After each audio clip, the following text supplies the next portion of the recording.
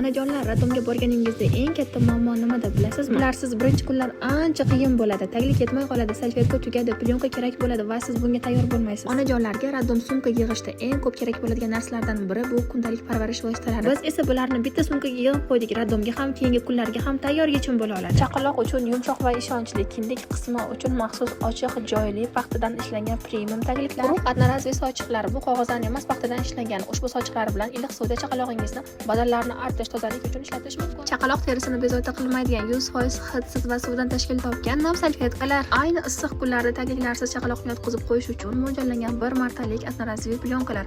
Ushbu plyonkadan taglikni almashtirayotgan vaqtda ham foydalansangiz bo'ladi. Yumshoq va tabiiy krem effekti bilan quruq salfetkalar. Ko'krak uchun vkladishlar, tug'ruqdagi eski kiyimlar tez ho'l bo'lib qoladi. Maxsus yostiqchalar bilan onalar ishonchli himoyalangan bo'ladi. Sanab o'tilgan narsalarning har biri sizga faqat radomda emas, uyga qaytgandan keyin ham har kuni kerak bo'ladi. Kundalik parvarish to'plamlarini alohida xarid qilib bosh qotirmaysiz. Fogidan hammasini bir joydan va tayyor holda xarid qilishingiz mumkin.